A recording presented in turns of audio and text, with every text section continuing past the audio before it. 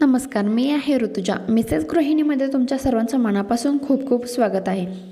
मी घरातली कामे किती वाजेपर्यंत करते? माझं 1 वर्षाचं बाळ आहे, तो फार दमवतो का? आणि ह्याच सर्व कामांमध्ये मी माझं 10 किलो वजन कसं कमी केलेलं आहे. थोडक्यात काय तर माझं मॉर्निंग रुटीन मी दाखवणार आहे. चला तर मग सुरू करूया आजच्या व्हिडिओला. सकाळी उठल्यानंतर माझं सर्वात पहिलं काम असतं ते म्हणजे चेहरा स्वच्छ करून घेणे. कारण दिवसभरात मला परत वेळ मिळेल की नाही मिळेल याची गॅरंटीच फार कमी असते. माझ्या बाळामुळे माझं इतकं असं बिझी शेड्यूल असतं दिवसभराचं. मी सकाळी ब्रश, फेसवॉश याच्यानंतर आंघोळी करून घेते. आंघोळीनंतर माझं वेळ असतं ती म्हणजे स्किन केअर करण्याची. स्किन केअरमध्ये फार मी जास्त काही करत नाही, फक्त एक मॉइश्चरायझर किंवा सनस्क्रीन ह्या दोनमधलंच एक काही तर लावते. कारण माझ्याकडे सकाळी फार वेळ पण नसतो.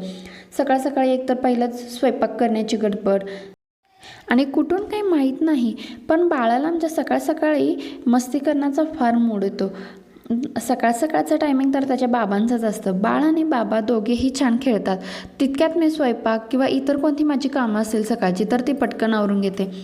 सकाळचा बाळाचा नाश्ता हा त्यांच्या बाबांकडेच असतो. बाबा आणि बाळ खूप छान रमतात या वेळेमध्ये, कारण हाच तो त्यांचा स्पेशल असा वेळ असतो. याच्यानंतर माझी वेळ होते ती म्हणजे स्वयंपाकाच्या गडबडीची. आज थोडा उशीर झाला म्हणून पटपट करत होते.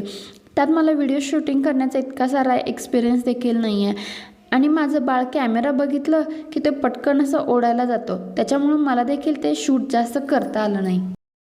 स्वयंपाक झाल्यानंतर आमच्यात एक सवय आहे की डायरेक्ट जेवायची.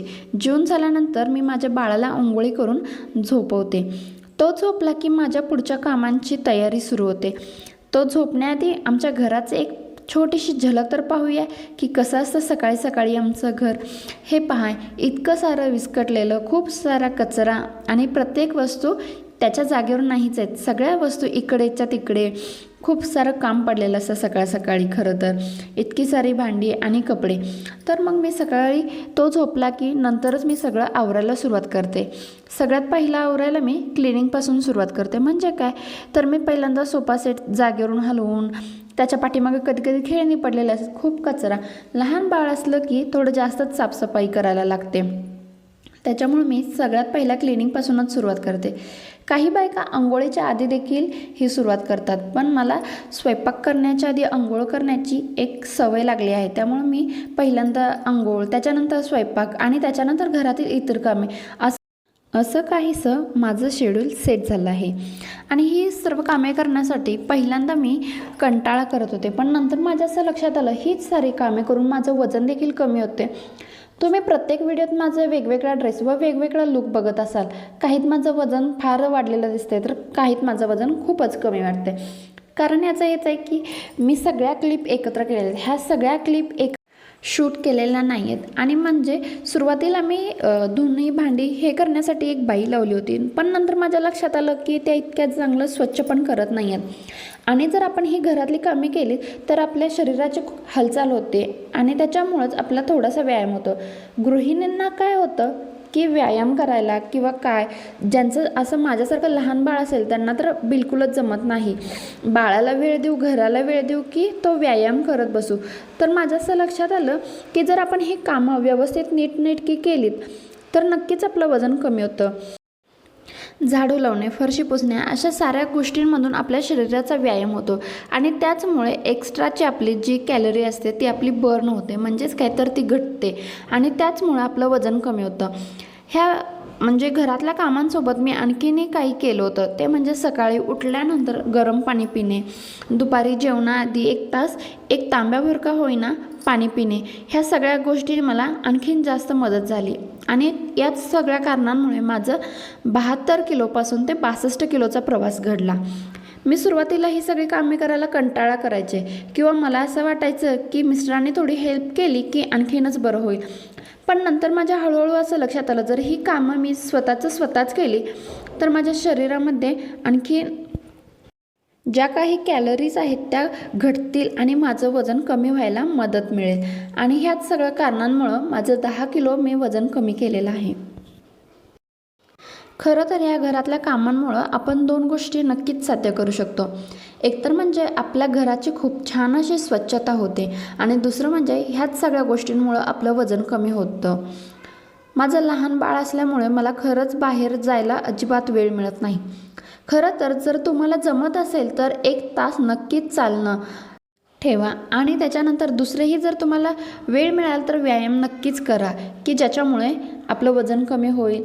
आणि गृहिणींना असं वाटतं की मला आता वेळ नाही आहे, मी बाहेर जाऊन मी चालणं फिरणं, योगासने किंवा एक्स्ट्राचा कोणताही व्यायाम नाही करू शकत.